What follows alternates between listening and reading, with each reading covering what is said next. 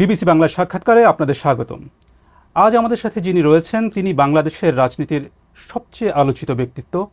দীর্ঘ ১৭ বছর নির্বাচনে থেকেও তিনি বাংলাদেশের প্রধান একটি রাজনৈতিক দলকে নেতৃত্ব দিয়ে গেছেন এবং বাংলাদেশের রাজনীতিতে সবসময়ই একজন গুরুত্বপূর্ণ চরিত্র হিসেবে থেকেছেন। ২০০৮ সালে নির্বাচনে যাবার পর এই প্রথম তিনি গণমাধ্যমের মুখোমুখি হয়েছেন। আমাদের সাথে রয়েছেন বিএনপির ভারপ্রাপ্ত চেয়ারম্যান তারেক রহমান। বিবিসি বাংলার সাক্ষাৎকারে আপনাদের সাথে রয়েছি আমি মীর সাব্বির, আমার সাথে রয়েছেন সহকর্মী কাদির কল্লোল। তারেক রহমান, আপনাকে অনেক ধন্যবাদ বিবিসি বাংলার সাথে যোগ দেবার জন্য। আপনাদেরকে অনেক ধন্যবাদ আমাকে কথা বলার সুযোগ করে দেওয়ার জন্য। প্রথমে জানতে চাই আপনি কেমন আছেন, আপনার সময় কেমন যাচ্ছে? আলহামদুলিল্লাহ, আমি শারীরিকভাবে ভালো আছি। সময় তো স্বাভাবিকভাবে ব্যস্তই যাচ্ছে সময়। ফিজিক্যালি হয়তো আমি এই দেশে আছি, বাট মন মানসিকতা সবকিছু মিলিয়ে তো আমি গত ১৭ বছর ধরে বাংলাদেশেই রয়ে গিয়েছি। আমরা এমন একটা সময় আপনার সাথে কথা বলছি যখন বাংলাদেশ ইতিহাসে একটা গুরুত্বপূর্ণ সন্ধিক্ষণে দাঁড়িয়ে আছে বললে ভুল বলা হবে না। ২০২৪ সালে একটা ঐতিহাসিক গণ অভ্যুত্থানের মধ্য দিয়ে আওয়ামী লীগ সরকারের ১.৫ দশকের শাসনের অবসান হয়েছে। আর কয়েক মাসের মধ্যেই বাংলাদেশ একটি নির্বাচনের দিকে এগিয়ে যাচ্ছে। এর মধ্যে আপনি আপনার অনেক দলীয় অনুষ্ঠানে আপনি যোগ দিয়েছেন, কথা বলেছেন, নিয়মিতই কথা বলে যাচ্ছেন, কিন্তু গণমাধ্যমের সাথে আপনি এই দীর্ঘ সময় কথা বলেননি। এতদিন ধরে আপনি কথা বলেননি কেন? ব্যাপারটা বোধহয় এরকম না, ব্যাপারটা বোধহয় একটু ভিন্ন। আসলে আমি কথা ঠিকই বলেছি। আমি দীর্ঘ ১৭ বছর এখানে আছি এই দেশে প্রবাস জীবনে। তবে আমার উপরে যখন দলের দায়িত্ব এসে পড়েছে তারপর থেকে আমি গ্রামে গঞ্জে আমার নেতাকর্মী সহ তাদের সাথে বিভিন্ন পর্যায়ে সাধারণ মানুষ যখন যেভাবে অংশগ্রহণ করেছে আমি সকলের সাথে কথা বলেছি। আপনারা নিশ্চয়ই জানেন, বিগত স্বৈরাচার সরকারের সময় কোর্ট থেকে রীতিমতন একটা আদেশ দিয়ে আমার কথা বলার অধিকারকে বন্ধ করে দেওয়া হয়েছিল। আমি যদি গণমাধ্যমে কিছু বলতে চাইতাম, হয়তো গণমাধ্যমের ইচ্ছা ছিল ছাপানোর, গণমাধ্যম সেটি ছাপাতে পারতো না। আমি একবার প্রেস ক্লাবে কথা বলেছিলাম, তখন পরের দিন দেখলাম যে প্রেস ক্লাবে তখনকার যেই প্রেস ক্লাবের যারা সদস্য ছিলেন বা কমিটি ছিল তারা তাদের মিটিং ডেকে একটি সভা করে তারা সিদ্ধান্ত নেয় যে তারা তখন আমাকে আইনের দৃষ্টিতে ফেরারি বলা হয়েছিল, যে সেরকম কোনো ব্যক্তিকে তারা প্রেস ক্লাবে কথা বলতে দিবে না। এভাবে তারা চেষ্টা করেছিল আমার কথা বন্ধ করে রাখতে। আমি কথা বলেছি সামাজিক মাধ্যম সহ বিভিন্ন পন্থায় আমি পৌঁছানোর চেষ্টা করেছি, আমি ইনশাল্লাহ পৌঁছিয়েছি মানুষের কাছে। কাজে গণমাধ্যমে যে কথা বলিনি তা না, আমি কথা বলেছি, হয়তো আপনারা তখন কথা নিতে পারেননি অথবা শুনতে পারেননি, ইচ্ছা থাকলেও ছাপাতে পারেননি, হয়তো প্রচার করতে পারেননি, কিন্তু আমি বলেছি, আমি থেমে থাকিনি। আমি অবশ্য সাক্ষাৎকারের কথা বলছিলাম, যে প্রশ্নোত্তরের বিষয়টি, মানে বিশেষ করে গত এক বছরে বাংলাদেশে গণ অভ্যুত্থানের ১ বছর পেরিয়ে গেছে যেমনটা বলছিলাম, এবং অনেকের ধারণা ছিল আওয়ামী লীগ সরকারের পতনের পর আপনি দেশে এসে সশরীরে দলের নেতৃত্ব দেবেন, এবং গত ১ বছরে যে প্রশ্নটা বারবার ঘুরে ফিরে এসেছে এবং এখনো আসছে, যে আপনি এখনো দেশে ফেরেননি কেন? কেন আপনি এখনো দেশে ফেরেননি? কিছু সঙ্গত কারণে হয়তো ফিরাটা হয়ে উঠেনি এখনো, তবে সময় তো চলে এসছে, মনে হয় ইনশাল্লাহ দ্রুতই ফিরে আসব। সেটা কবে আমরা কি জানতে পারি? দ্রুতই, মনে হয় দ্রুতই ইনশাল্লাহ। নির্বাচনের আগে কি তাহলে আপনি দেশে আসবেন এমন সম্ভাবনা তাহলে বলা যায়? রাজনীতি যখন করি, আমি একজন রাজনৈতিক কর্মী হিসেবে স্বাভাবিক নির্বাচনের সাথে রাজনৈতিক দল রাজনৈতিক কর্মীর একটি ওতপ্রোত সম্পর্ক। কাজেই যেখানে একটি প্রত্যাশিত, জনগণের প্রত্যাশিত নির্বাচন হবে, সেই নির্বাচনের সময় কেমন করে দূরে থাকব? আমি তো, আমার সর্বোচ্চ চেষ্টা থাকবে, ইচ্ছা থাকবে, আগ্রহ থাকবে সেই প্রত্যাশিত নির্বাচন জনগণ চাইছে, সেই প্রত্যাশিত নির্বাচন যখন অনুষ্ঠিত হবে জনগণের সাথে, জনগণের মাঝেই থাকবো ইনশাল্লাহ। একটা বিষয় যেটা আপনার দল থেকে মাঝে দলের নেতাদের কেউ কেউ কখনো কখনো বলেছেন, যে একটা নিরাপত্তার শঙ্কার কথা বলেছেন আপনি না আসার পেছনে। আপনি কি কোনো ধরনের শঙ্কা করেছেন এর মধ্যে? আহ বিভিন্ন রকম শঙ্কার কথা তো আমরা অনেক সময় বিভিন্ন ব্যক্তির কাছে তো শুনেছি, সরকারেরও বিভিন্ন ব্যক্তির কাছ থেকেও তো অনেক সময় অনেক শঙ্কার কথা আহ, বিভিন্ন মাধ্যমে বিভিন্ন মিডিয়াতে প্রকাশিত হয়েছে। জুলাই গণ অভ্যুত্থানের প্রসঙ্গে একটু আসি। জুলাই গণ অভ্যুত্থানে আপনার ভূমিকা নিয়ে অনেক আলোচনা আছে। এটি মোটামুটি সব পক্ষই স্বীকার করে যে সেই সময়ে আপনার একটা সক্রিয় ভূমিকা ছিল। আবার আপনার দলের কোনো কোনো নেতা বা সমর্থক তারা এই অভ্যুত্থানের আপনাকে একমাত্র মাস্টারমাইন্ড হিসেবে আখ্যা দিয়েছেন। আপনি কি নিজেকে এই আন্দোলনের মাস্টারমাইন্ড হিসেবে দেখেন? না, আমি অবশ্যই এই জুলাই আন্দোলনে আমাকে আমি কখনোই মাস্টার মাইন্ড হিসেবে দেখি না। এই যে 5ই আগস্ট, যেই আন্দোলন, জুলাই আন্দোলন বলে যেটি বিখ্যাত বা যেটি সকলের কাছে গৃহীত, এই আন্দোলনটি সফল হয়েছে জুলাই মাসে, কিন্তু এই আন্দোলনটি প্রেক্ষাপট শুরু হয়েছে কিন্তু বহু বছর আগে থেকে।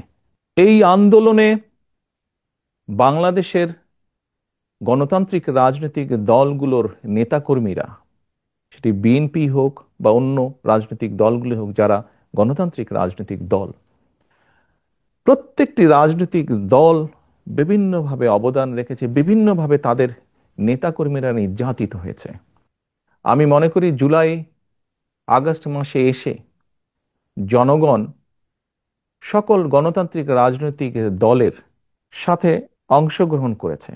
শুধু কি রাজনৈতিক দলের নেতাকর্মীরাই সেদিন ছিল মাঠে? অবশ্যই নয়।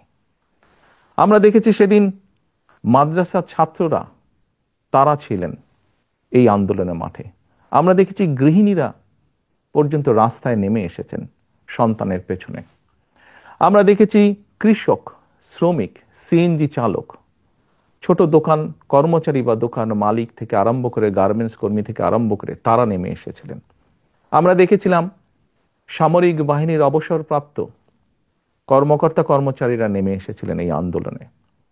এমন অনেক সাংবাদিক যারা স্বৈরাচারের অত্যাচারে নির্যাতিত হয়ে দেশ থেকে বাইরে চলে যেতে বাধ্য হয়েছিলেন, তারা সম্পৃক্ত হয়েছিলেন এই আন্দোলনে।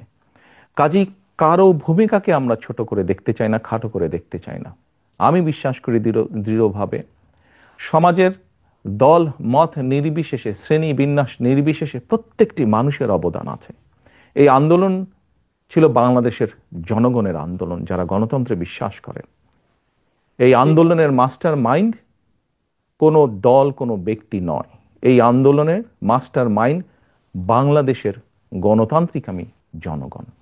এ বিষয়ে যদি আপনার থেকে জানতে চাই যে হচ্ছে যে যখন আন্দোলনটা চলছিল, তখন যে আন্দোলনে যে ছাত্র নেতৃত্ব ছিল তাদের সাথে আপনার কতটা যোগাযোগ ছিল? আপনার দলের সাথে তো নিশ্চয়ই যোগাযোগ ছিল, দলের নেতাকর্মীদের সাথে। অন্যদের সাথে আপনার কতটা যোগাযোগ ছিল? স্বাভাবিকভাবে আমি যেহেতু বাইরে থেকে কাজ করছি, আমাকে আহ, যোগাযোগটা অনলাইনের মাধ্যমে রাখতে হয়েছে।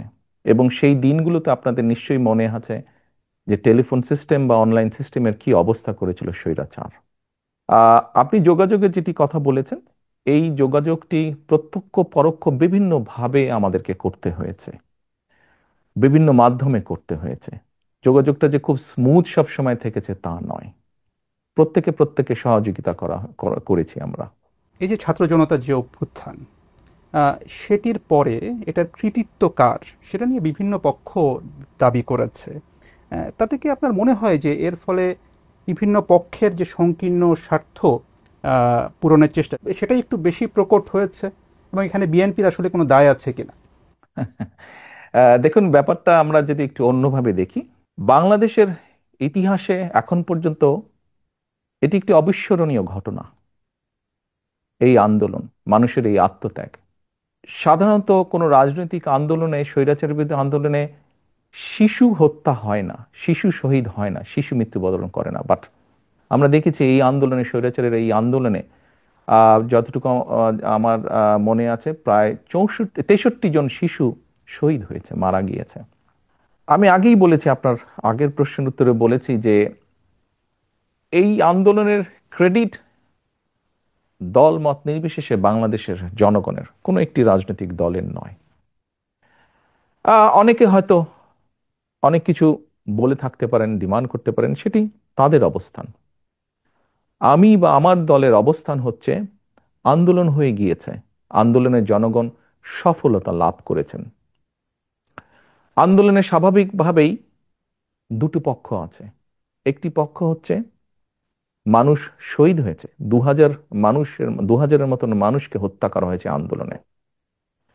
আবার আরেকটি পক্ষ হচ্ছে প্রায় 30,000-এর মতন মানুষ বিভিন্নভাবে ক্ষতিগ্রস্ত হয়েছেন, পঙ্গুত্ব বরণ করেছেন, অন্ধ হয়ে গিয়েছেন। আমার মনে হয় আমাদের উচিত হবে এখন, আমাদের সকলের উচিত হবে, রাষ্ট্রসহ সরকারসহ রাজনৈতিক দলগুলোর যার যতটুকু সম্ভব সেই পরিবারগুলোর পাশে গিয়ে দাঁড়ানো, যতটুকু সহযোগিতা তাদেরকে করা যায়, যতটুকু সম্ভব তাদের পাশে দাঁড়ানো, তাদের তাদের তাদের এই আত্মত্যাগের প্রতি সম্মান জানানো।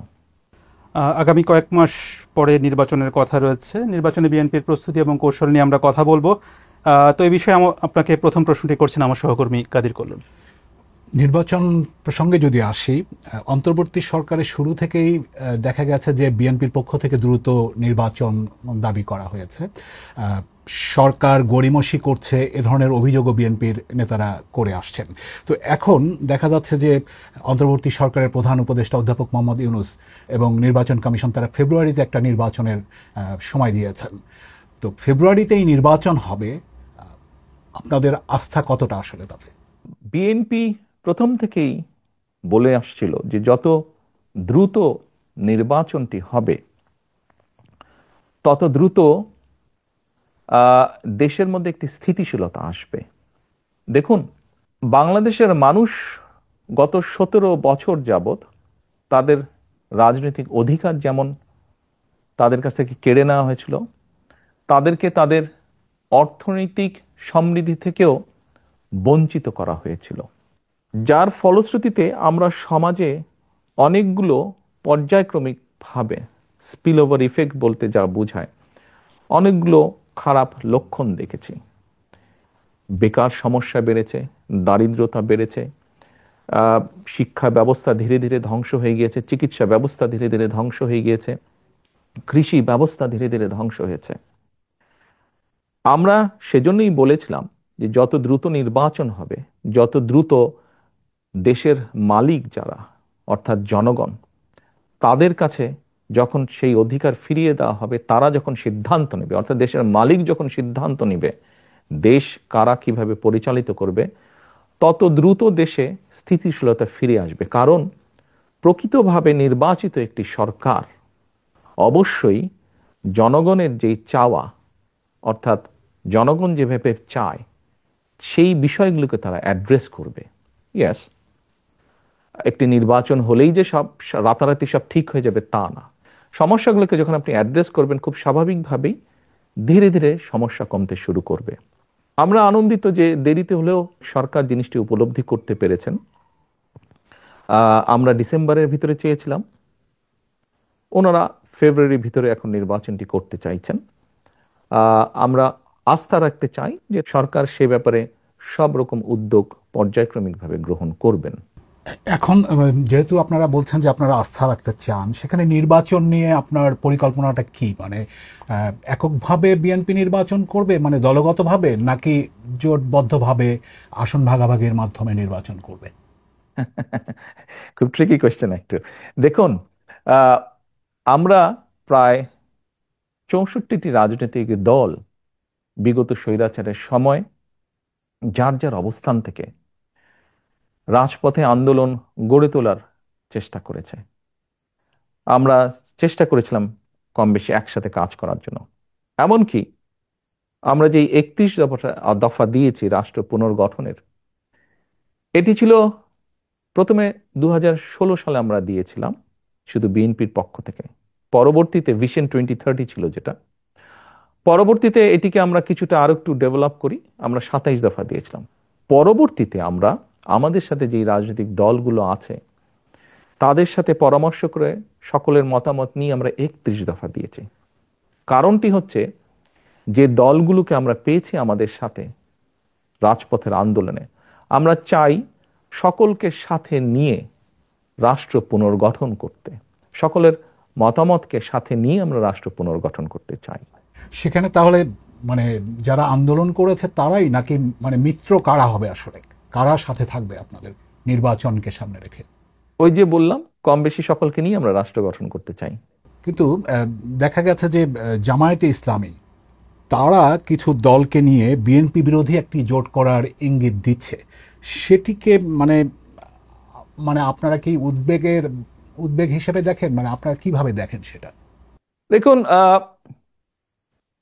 কোনো দল বা সমষ্টিগতভাবে কোনো দল যদি বাংলাদেশের যে আইন আছে, বৈধ আইন আছে বাংলাদেশের, যেহেতু সংবিধান এখনো যেটি আছে, এই সব কিছুর ভেতরে থেকে, অর্থাৎ মানুষের সমর্থন গ্রহণযোগ্যতা সবকিছুর ভেতরে থেকে যারা রাজনীতি করবে তারা করতেই পারে। এটাতে তো কোনো সমস্যা বা উদ্বেগের কোনো কারণ আমি দেখি না। সেখানে যদি তারা একটি আলাদা জোট করে, সেটি কি আপনাদের জন্য কোনো চ্যালেঞ্জ তৈরি করবে? না, কেন? ইলেকশন হলে তো ইলেকশনে প্রতিযোগিতা থাকতেই পারে, প্রতিদ্বন্দ্বিতা থাকতেই পারে, এতে উদ্বেগের কি আছে? বিএনপি তো আগেও নির্বাচন করেছে, বিভিন্ন সময় বিএনপি নির্বাচন করেছে, কম্পিটিশন করেই বিএনপি নির্বাচন করেছে, প্রতিযোগিতা করেছে, উদ্বেগের কিছু নাই তো।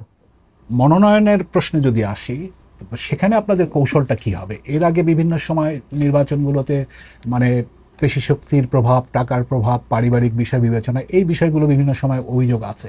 এবার ভিন্ন কি হবে আসলে?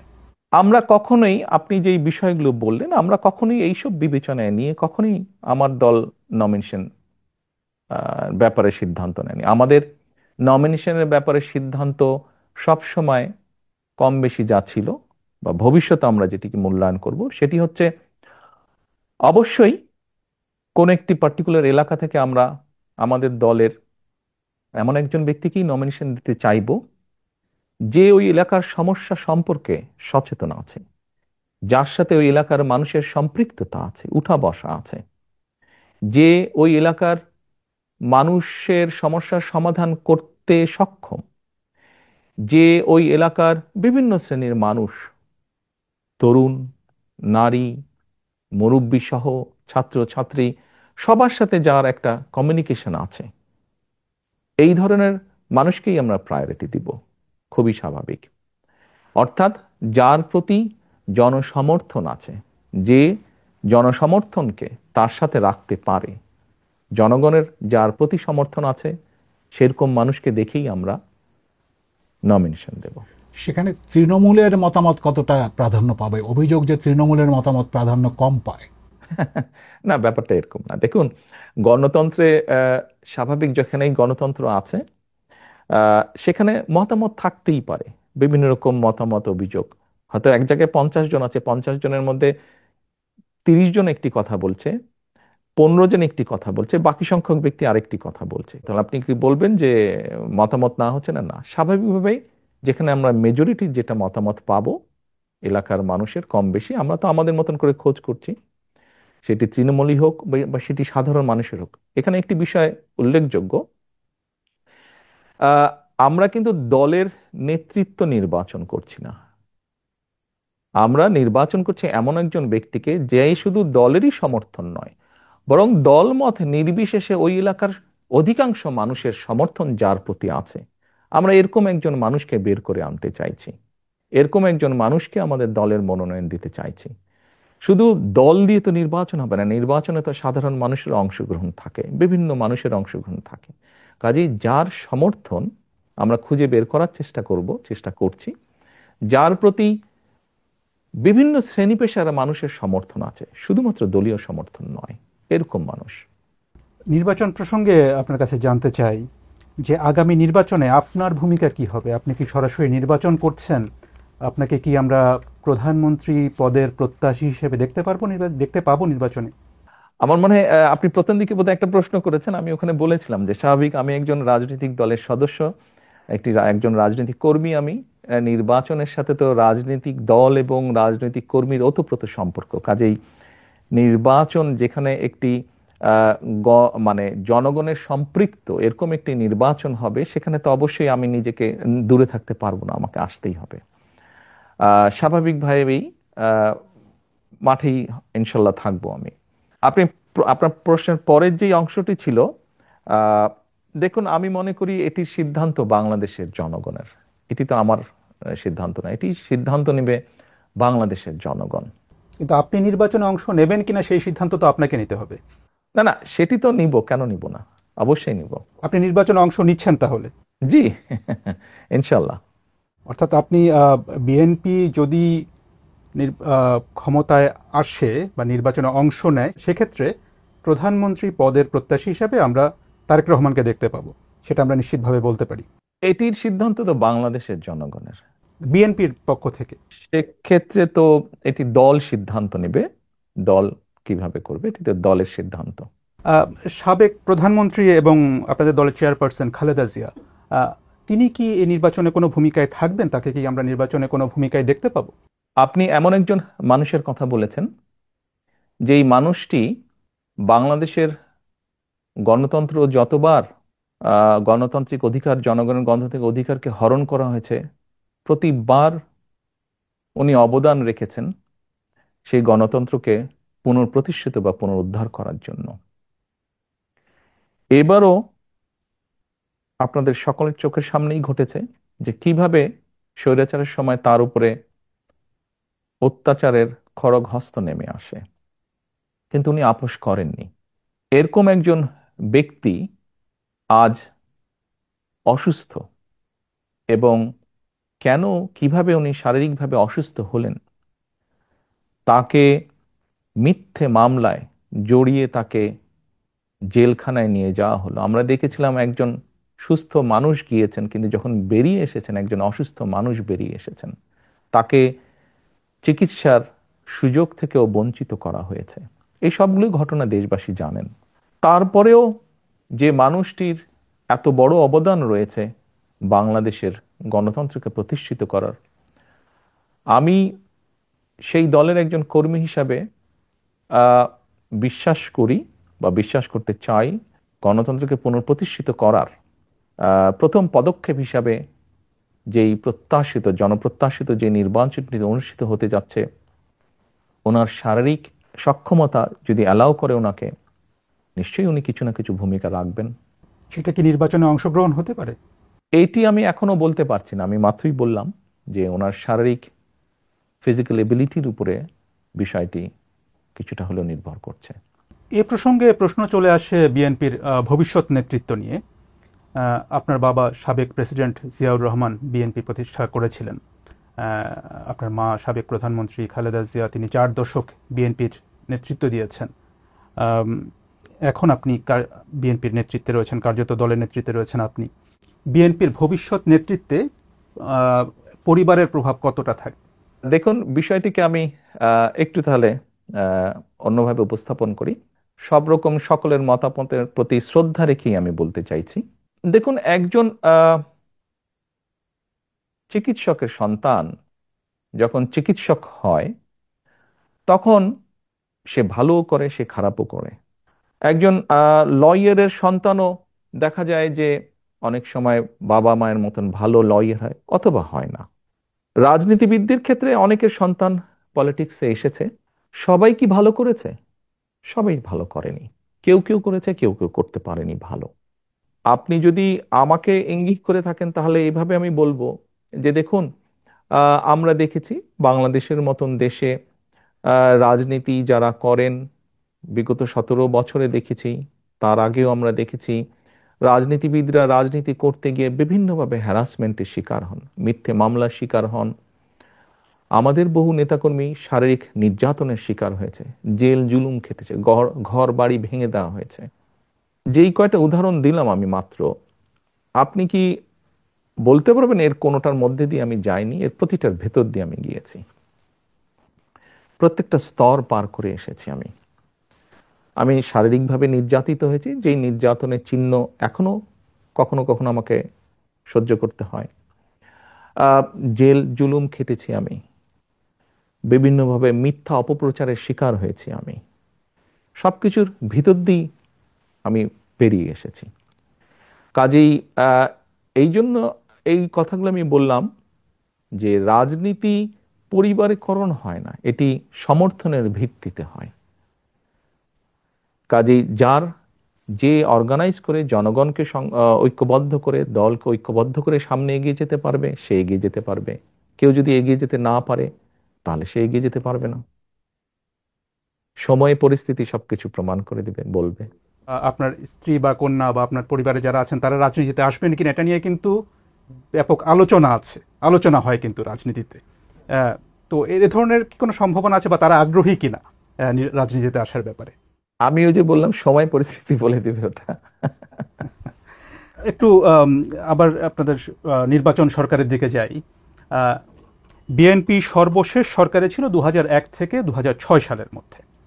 এর প্রায় 19 বছর পরে বিএনপির সামনে আবার একটা সরকার গঠনের সুযোগ তৈরি হয়েছে, এবং সেই তখনকার যে বিএনপি আর এখনকার যে বিএনপি, এই দুটোর মধ্যে পার্থক্যটা আপনি কোথায় কি বলবেন, যে পার্থক্য কি? এই 19 বছরে আমরা বাংলাদেশ বলি বা পুরো বিশ্ব বলি, অনেক কিছু পরিবর্তিত হয়েছে। সমাজ ব্যবস্থা পরিবর্তিত হয়েছে, অর্থনৈতিক ব্যবস্থা পরিবর্তিত হয়েছে। দুটো বড় বড় জিনিসের বোধহয় পরিবর্তন হয়েছে। একটি হচ্ছে কোভিডের ভিতর দিয়ে পুরো বিশ্ব গিয়েছে। এই কোভিড বিভিন্নভাবে আমাদের অনেক কিছু চিন্তা ভাবনা মনোজগৎ চেঞ্জ করেছে। ঠিক একইভাবে যদি আরেকটি বিষয় আমরা দেখি, এই যে আপনার সাথে আমি কথা বলছি অনলাইনে, এই যে আইটি বা সোশ্যাল মিডিয়া, এই পুরা বিষয়টা কিন্তু মানুষের মনোজগৎকে ভিন্নভাবে ভিন্ন রকম করেছে। অনেক ক্ষেত্রে একটা একটা একটা মনোজগতে একটা প্রভাব বিস্তার করেছে। খুব স্বাভাবিকভাবে আপনি যেই সময়ের কথা বলেছেন সেই সময় এই বিষয়গুলো হয়তো সেভাবে ছিল না। তো স্বাভাবিকভাবেই এই সব কিছু বিবেচনা করে সামনের দিনগুলোতে আমাদেরকে এই বিষয়গুলোকে গুরুত্ব রেখে বিভিন্ন বিষয়ে চিন্তা ভাবনা করতে হচ্ছে। আমরা সেভাবে চিন্তা ভাবনা করে আমাদের প্ল্যান প্রোগ্রাম বিষয়গুলোকে আমরা সাজাচ্ছি। সেই সময় থেকে 19 বছর আগে আমাদের যেসব প্ল্যান প্রোগ্রাম ছিল তার থেকে কিছুটা পরিবর্তন হবে, কিন্তু ওই যে বেসিক যে জিনিসটা, সেটা হচ্ছে মানুষের বেটারমেন্ট, মানুষের ভালো ভালো কিছু করার জন্য, মানুষ যাতে আজকে যেমন আছে আগামীকাল যাতে একটু বেটার থাকতে পারে। কিভাবে সেটা করা যেতে পারে, কে কোন শ্রেণী কিভাবে একটু বেটার থাকতে পারে, সেটাই থাকবে আমাদের সবচেয়ে প্রায়োরিটি ইস্যু। বিগত যখন বিএনপি সরকারে ছিল তখন অনেক বিষয় নিয়ে আলোচনা সমালোচনা ছিল, তার মধ্যে একটা বড় বিষয় ছিল দুর্নীতির অভিযোগ। সরকারে যারা ছিলেন তাদের অনেকের বিরুদ্ধে, বা সেই সময় যেভাবে দুর্নীতি হচ্ছিল বিভিন্ন জায়গায়, আপনার নিশ্চয়ই মনে আছে যে দুর্নীতির সূচকে বাংলাদেশের অবস্থান নিয়ে তখন অনেক সমালোচনা হয়েছিল। এ ধরনের পরিস্থিতি যে আর হবে না, এই বিষয়ে আপনি ভোটারদেরকে কিভাবে আশ্বস্ত করবেন? দেখুন, আপনি যে কথাটি বললেন দুর্নীতিতে চ্যাম্পিয়ন, 96 সাল থেকে 2001 পর্যন্ত আওয়ামী লীগ সরকার ছিল সেই সময়। আমরা 2001-এর 1 অক্টোবরে সরকার গঠন করি। 10ই অক্টোবরে, 1 অক্টোবর নির্বাচন হয়েছিল, খুব সম্ভবত 10ই অক্টোবরে সরকার গঠন করি। এর বোধহয় কিছুদিন পরে একটি সূচক বের হলো টিআইবির, যে মানে 2-3 মাস পরে বোধহয় একটি সূচক বের হলো, যে এরকম একটি সূচক বের হলো। নিশ্চয়ই মাত্র নির্বাচিত একটি সরকারের পক্ষে তো ভালো মন্দ কোনো কিছুই 3 মাসে করা সম্ভব নয়। খুব স্বাভাবিকভাবেই যে সূচকটি হয়েছিল সেটি তার আগে, আমাদের আগে যে সরকারটি ছিল তারা যে 5 বছর যা করেছে তার উপর ভিত্তি করেই সেই সূচকটি তারা তৈরি করেছে। আপনি যদি 2001 থেকে 2006 অর্থাৎ বিএনপি সরকার গঠন করার পরে বিএনপি তত্ত্বাবধায়ক সরকারের কাছে যখন হ্যান্ডওভার করে দিল, আপনি যদি সেই সংস্থা টিআইবি নামক সেই সংস্থাটার রিপোর্টই যদি আপনি দেখেন, তাহলে দেখবেন পর্যায়ক্রমিকভাবে, কিন্তু এটি আমার কথা না, এটি তাদের পরিসংখ্যানের কথা, পর্যায়ক্রমিকভাবে কিন্তু নেমে এসেছে। হ্যাঁ, আমি অ্যাডমিট করছি পুরাপুরি হয়তো আমরা করতে পারিনি, বাস্তবতা তো বুঝতে হবে। এটি একটি সামাজিক ব্যাধিতে পরিণত হয়েছে। কাজেই এইটি মানুষকে বুঝিয়ে বুঝিয়ে বুঝিয়ে বুঝিয়ে আস্তে আস্তে করতে হবে, জিনিসটি সময় লাগবে। আমি এখন যত কথাই বলি না কেন, বাস্তবতা হচ্ছে এই বিষয়টি যেহেতু সময় লাগবে, আমাদেরকে কাজ দিয়ে প্রমাণ করতে হবে। সেজন্যই আমি ভোটারদেরকে এতটুকু বলতে পারবো, আমরা যদি সুযোগ পাই, জনগণ যদি আমাদেরকে সেই সুযোগ দেন, তাহলে আমাদের সর্বোচ্চ চেষ্টা থাকবে আমরা যাতে একটি এমন অবস্থা তৈরি করতে পারি যেখানে কিছুটা হলেও আমরা বহির্বিশ্বে বিশ্বের অন্য দেশের সামনে কিছুটা হলেও যাতে সম্মানের সাথে মাথা উঁচু করে কথা বলতে পারি। এ প্রসঙ্গে এই 5ই আগস্টের পরে যে বিএনপির অনেক নেতাকর্মীর বিরুদ্ধে এরই মধ্যে চাঁদাবাজি বা দখলের মতো নানা অভিযোগ এসেছে, আপনি জানেন, এবং আপনাদের দল থেকে অনেকে বহিষ্কার করা হয়েছে। এটা ঠিক, আবার একই সাথে এটা ঠিক যে এই অভিযোগগুলো কিন্তু বারবার আসছে। তো এটা থামানো যাচ্ছে না কেন? আপনার প্রতি সম্মান রেখে আপনার সাথে এগ্রিও যেমন করব, আবার এখানে অন্য একটি বিষয় আমি তুলে ধরতে চাইবো। এর মধ্যে নিশ্চয়ই আপনারা বিভিন্ন সংবাদ মাধ্যমে দেখেছেন যে আমরা প্রায় 7,000-এর মতন আমাদের নেতাকর্মীর বিরুদ্ধে আমরা কিছু সাংগঠনিক ব্যবস্থা গ্রহণ করেছি। কিন্তু এই 7,000-এর সবাই কিন্তু আপনি যে অভিযোগ করলেন এই অভিযোগের সাথে জড়িত নয়। অন্য 7,000-এর মধ্যে এমন অনেক বিষয় আছে যারা অন্য সাংগঠনিক বিষয়ের সাথে জড়িত। এটি গেল একটি বিষয়। দ্বিতীয় বিষয়টি হচ্ছে, আমাদের কাছে এরকম যখন অনেক অভিযোগ এসেছে, আমরা অভিযোগগুলো তদন্ত করেছি। তদন্ত করার পরে আমরা বেশ কিছু বিষয় পেয়েছি। যেমন আমি দু একটি উদাহরণ দিয়ে আপনাকে বলি। যেমন ধরেন, দুই ভাই, কোনো একটি এলাকায় দুই ভাই আছে। দুই ভাইয়ের মধ্যে পারিবারিক সম্পত্তি, সহায় সম্পত্তি নিয়ে একটি সমস্যা আছে। এক ভাই বিগত যে স্বৈরাচার, পলাতক স্বৈরাচার, তাদের কারোর সাথে এক ভাইয়ের খুব ভালো সম্পর্ক। তার ফলে সে সেই স্বৈরাচারের যে দোসর, যার সাথে এই এক ভাইয়ের সম্পর্ক, সে তার ইনফ্লুয়েন্সটি ব্যবহার করে অন্য ভাইয়ের সম্পত্তিও জোর করে দখল করে রেখেছে। এখন 5 তারিখের পরে যে ভাই স্বৈরাচারের দোসরকে ব্যবহার করেছিল, সেই দোসরও তো পালিয়ে গিয়েছে। তো স্বাভাবিকভাবেই সেই ভাই এখন আর শেল্টার পাচ্ছে না। তো অন্য যার সম্পত্তি জোর করে রেখে দিয়েছিল অন্য ভাইটি, সেই অন্য ভাইটি স্বাভাবিকভাবে তার হক আদায় করতে গিয়েছে বা হক বুঝে নিতে গিয়েছে।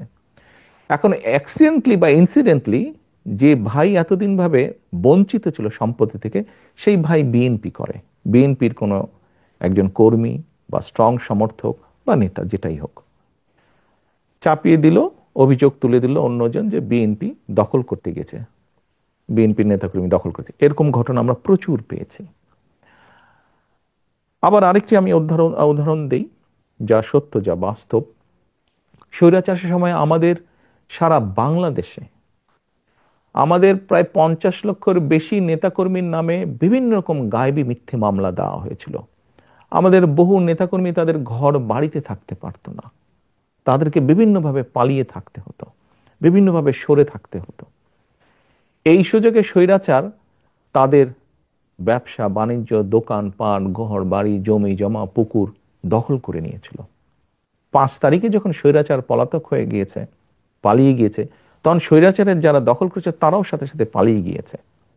স্বাভাবিকভাবেই আমাদের নেতাকর্মীরা তাদের নিজেদের যেগুলি বৈধ সম্পত্তি, পৈতৃক সম্পত্তি, সেগুলো আবার ফিরে পেতে গিয়েছে। তখন আবার কিছু সংখ্যক লোক প্রচার করেছে যে বিএনপির লোকজন দখল করতে গিয়েছে। এরকম ঘটনা প্রচুর ঘটেছে। আপনি যেই কথাটি বললেন সেরকমও কিছু ঘটেছে ঘটনা, এবং সে কারণেই আমরা আমাদের অবস্থান থেকে ব্যবস্থা গ্রহণ করেছি। তবে এখানে আমার একটি প্রশ্ন আছে, যে প্রশ্নটি আমরা পাবলিকলিও করেছি। দেখুন, আমরা একটি রাজনৈতিক দল, কিছু ঘটনা ঘটেছে, আমরা অস্বীকার করছি না, ঘটেছে। যেমন আমরা ব্যবস্থা নিয়েছি তাদের বিরুদ্ধে, যতটুকু আমরা জেনেছি, যতটুকু আমরা তদন্তের পরে পেয়েছি, যখন সত্যতা পেয়েছি আমরা ব্যবস্থা নিয়েছি। কিন্তু পুলিশিং করা তো আমাদের কাজ না। রাজনৈতিক দলের কাজ অবশ্যই পুলিশিং করা না। আমাদের প্রশ্ন হচ্ছে, আমরা কখনো বলিনি সরকারকে যে অমুককে ধরতে পারবো না, তমুককে ধরতে পারবো না, এই করতে পারবে না, ওই কথা আমরা কিন্তু কখনো বলিনি। আমাদের বক্তব্য হচ্ছে, যাদের কাজ পুলিশিং করা, তারা কেন তাদের কাজটি করছে না, তারা কেন তাদের কাজে ব্যর্থ, এটি আমাদের প্রশ্ন। তার মানে এখানে সরকারের একটা ব্যর্থতা আছে। অবশ্যই, আমি তো আগেই বলছি, পুলিশিং তো রাজনৈতিক দলের কাজ না, পুলিশিং করার দায়িত্ব সরকারের। অর্থাৎ আমরা ধরে নিতে পারি যে আপনারা যদি সরকার গঠন করেন, সেক্ষেত্রে আপনার দলের নেতাকর্মী বা আপনার দলের নামে কোনো চাঁদাবাজি বা দখল এ ধরনের কিছু হলে তারা কেউ সেটা করতে পারবে না, কারণ তখন যেহেতু আপনারা সরকারে থাকবেন। ইয়েস, পুলিশ পুলিশের কাজ করবে, আইন শৃঙ্খলা বাহিনী আইন শৃঙ্খলার কাজ করবে।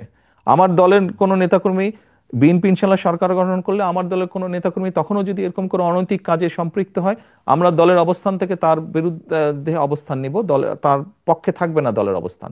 এবং দেশের আইন অনুযায়ী দেশের আইন শৃঙ্খলা রক্ষা করার দায়িত্ব যাদের, আইন শৃঙ্খলা বাহিনী, তারা তাদের কাজ করবে। সিম্পল, এখানে দুই দুই চারের মতন ব্যাপার।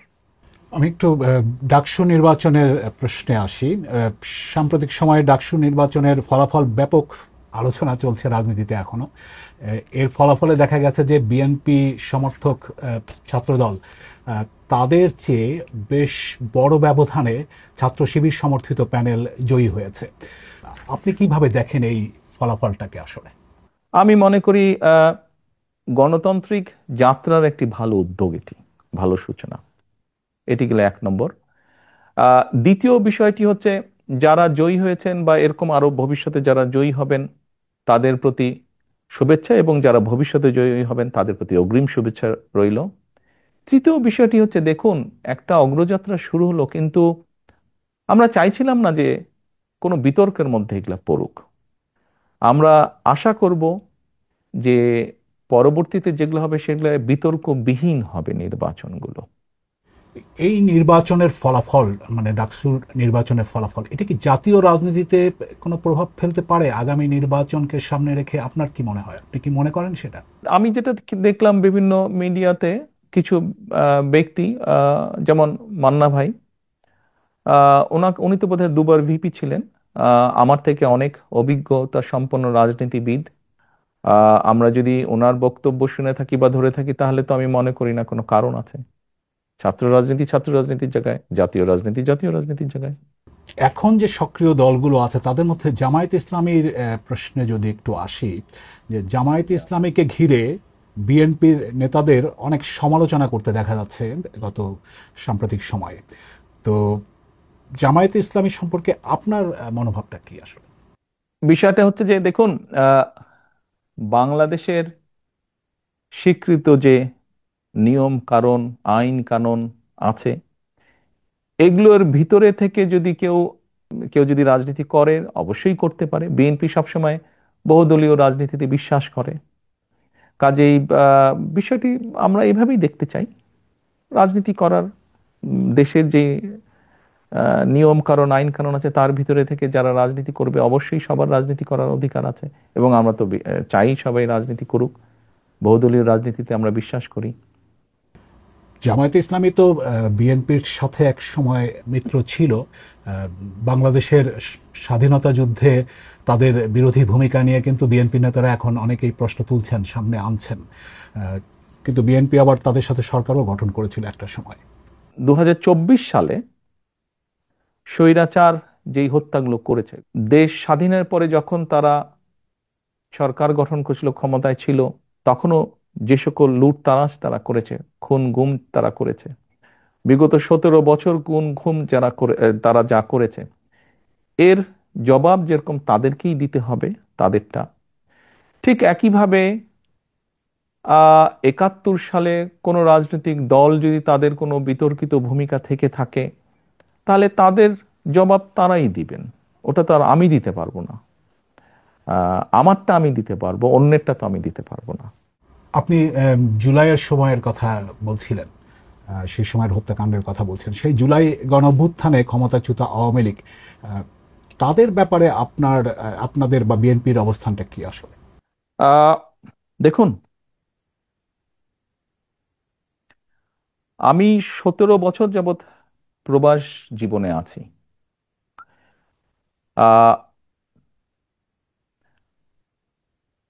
111 তথাকথিত 111 সরকারের সময় যেই শারীরিক নির্যাতন আমার উপরে হয়েছিল, তারপরে চিকিৎসার জন্য আমি এই দেশে আসি। আমি যখন এখানে আসি, আমার ভাইকে আমি রেখে এসেছিলাম, ছোট ভাইকে। আমি যখন এই দেশে আসি,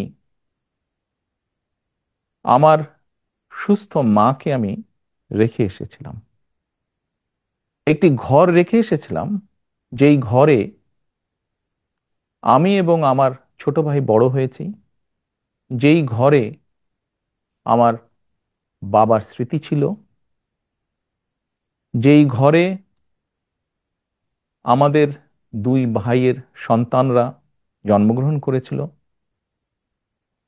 যেই ঘরে আমার মায়ের বহু স্মৃতি ছিল, সেই স্মৃতিগুলোকে ভেঙে চুরে ধুলায় মিশিয়ে দেওয়া হয়েছে। যে ভাইকে আমি রেখে এসেছিলাম সেই ভাই এখন আর নেই।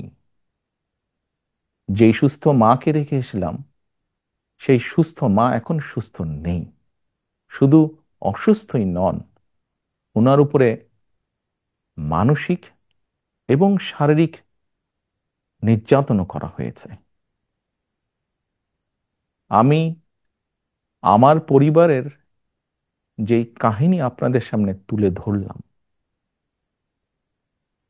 এটিকে আপনারা কাহিনী বলুন বা সংগ্রাম বলুন, যেটাই বলুন না কেন, এটি শুধু আমার কাহিনী না বা আমার পরিবারের কাহিনী না। এরকম কাহিনী বাংলাদেশের শত না হাজার হাজার পরিবারের, বা যেই পরিবারের বাবা, যেই পরিবারের ভাই, যে পরিবারের স্বামী, তার ঘরবাড়ি ধ্বংস করে দেওয়া হয়েছে, হ্যান্ডকাফ পরা অবস্থায় হাসপাতালের বারান্দায় মারা গিয়েছে, তা না হলে হ্যান্ডকাফ পরা অবস্থায় জেলের ভিতরে মারা গিয়েছে, সহায় সম্পত্তি ধ্বংস করে দেওয়া হয়েছে।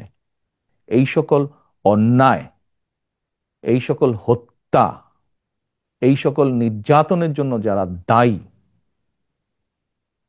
যারা এসবের হুকুম দিয়েছে, তাদের প্রত্যেকের বিচার হতে হবে। এটি প্রতিশোধের কোনো বিষয় নয়, এটি ন্যায়ের কথা, এটি আইনের কথা। অন্যায় হলে তার বিচার হতে হয়। কার সম্পর্কে কি মনোভাব সেটি গুরুত্বপূর্ণ নয়। এখানে একটা বিষয় আলোচনায় এসছে যে যারা অপরাধী তাদের বিচার হবে, কিন্তু দল হিসেবে আওয়ামী লীগ তাদের রাজনীতিতে অংশগ্রহণ করতে পারা না পারার প্রশ্ন। বিএনপিরও অনেক নেতা অনেক সময় বলেছেন যে কোনো রাজনৈতিক দলকে নিষিদ্ধ করার পক্ষে তারা নন। তো এখন নির্বাচনও সামনে আসছে, ফলে আওয়ামী লীগ রাজনীতি করতে পারবে কি পারবে না সে ধরনের একটা প্রশ্ন আসছে।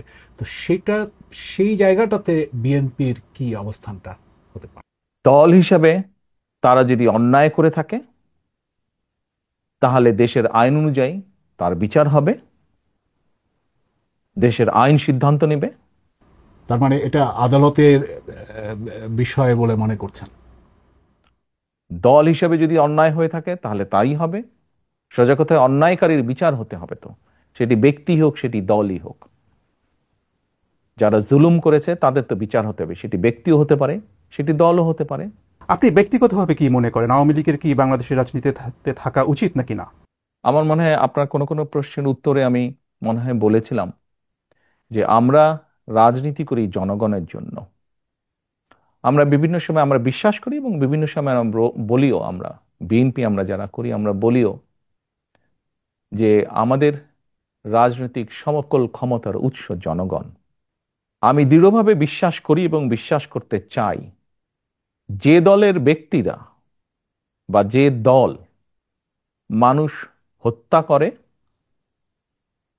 মানুষ গুম করে, মানুষ খুন করে, দেশের মানুষের অর্থ সম্পদ লুটপাট করে বিদেশে পাচার করে, জনগণ তাদেরকে সমর্থন করতে পারে বলে আমি মনে করি না। জনগণ যদি সমর্থন না করে কোনো রাজনৈতিক দল বা রাজনৈতিক সংগঠনকে, তাদের টিকে থাকার তো কোনো কারণ আমি দেখি না। যেহেতু জনগণের শক্তিতে আমরা বিশ্বাস করি, জনগণের সিদ্ধান্তে আমরা বিশ্বাস করি, জনগণের সিদ্ধান্তের উপরে আমরা আস্থা রাখতে চাই, এই বিষয়ের সবচেয়ে বড় বিচারক আমি মনে করি জনগণ। বিএনপির ভারপ্রাপ্ত চেয়ারম্যান তারেক রহমানের সাথে বিবিসি বাংলার সাক্ষাৎকারের এটি ছিল প্রথম পর্ব। দ্বিতীয় পর্বটি পেতে নজর রাখুন বিবিসি নিউজ বাংলার ইউটিউব চ্যানেল এবং ফেসবুক পাতায়।